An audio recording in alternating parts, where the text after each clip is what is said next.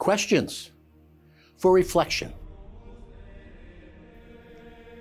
Our first reading for Holy Mass today from the book of Sirach is one of my favorites from the wisdom literature of the Old Testament.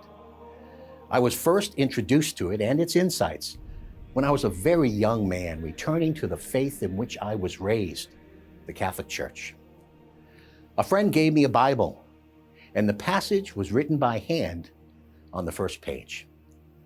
My son, when you come to serve the Lord, prepare yourself for an ordeal. This is an age of martyrdom. The Greek word from which we derive the English word martyr means witness. In some places, our brothers and sisters are literally shedding their blood for the faith. In others, there's a growing white martyrdom, where those who bear the name Christian are suffering under a soft persecution, a growing discrimination which seeks to squeeze them out of the public square and compel them to bend the knee to a new Caesar. At the end of a discourse from Jesus in the Gospel of Luke are found these words. Before all this happens, however, they will seize and persecute you. They will hand you over to the synagogues and to prisons, and they will have you led before kings and governors because of my name.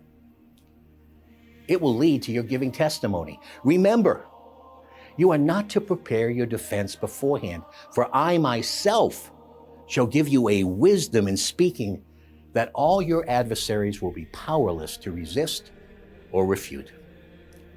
You will even be handed over by parents, brothers, relatives, and friends, and they will put some of you to death. You will be hated by all because of my name, but not a hair on your head will be destroyed. By your perseverance, you will secure your lives. And that's from Luke chapter 21. He is speaking to you and me, and not just the disciples who were physically present. No matter how difficult things may become, we need not be afraid. We were born into these times, and we are born again for these times. In fact, the Lord is giving us all we need to be His witnesses during these times. We should not be surprised that they are treating us the way they treated Him. It's one of the promises of the Bible. The fourth gospel contains a stirring promise of the Bible. It is rarely recounted by some contemporary preachers who often refer to the promises of the Bible in a manner that seems to imply we can all be healthy and wealthy and wise if we simply claim them.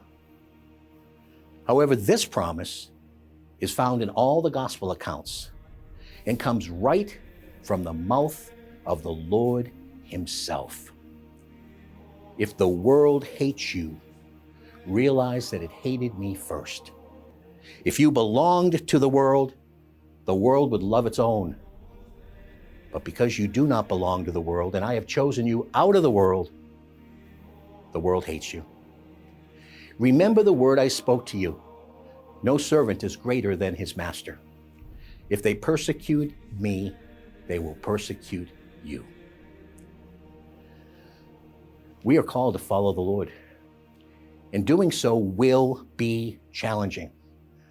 But as the sage who wrote the book of Sirach reminds us, trust Him, and He will uphold you. Have we placed our trust in the Lord?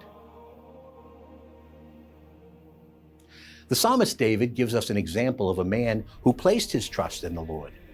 In the psalm with which we respond to our reading today, he challenges us to do the same in his words.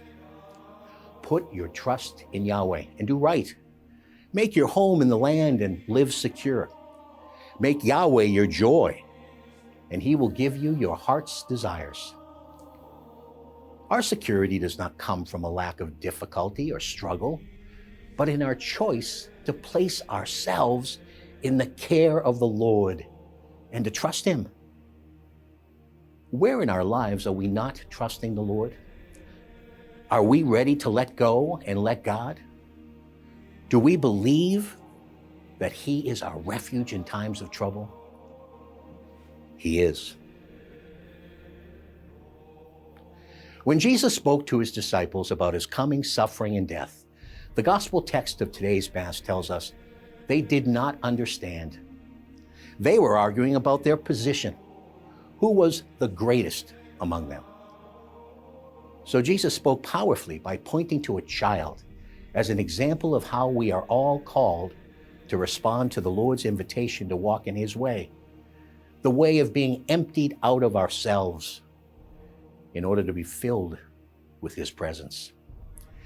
Jesus was about to pour out every last drop of his blood for them and for the whole world. And they were focusing on who was the greatest. How extraordinary is this wonderful love of God revealed in Jesus? How hard it is to comprehend its invitation. The God of the entire universe came among us as a man. He emptied himself and took our body and our nature. In his sacred humanity, he lived a full and complete human life, walking in intimate communion with his Father. And he now makes it possible for us to do the same.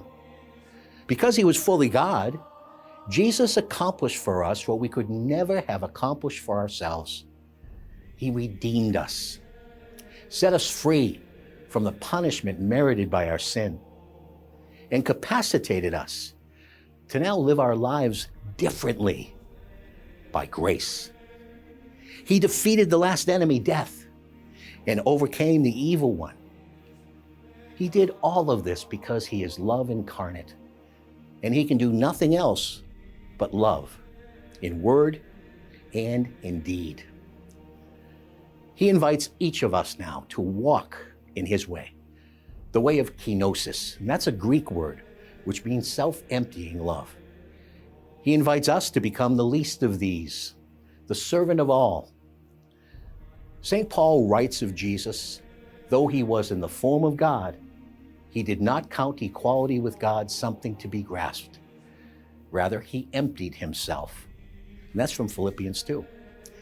God became the least of these in the incarnation of his Son. The conception, birth, saving life, death, resurrection of Jesus Christ to become our pattern for daily living. Will we cooperate with the grace of conversion and be emptied of ourselves for others? We are invited to experience this mystery of faith and to make it real. When we empty ourselves, he comes and takes up his residence within us.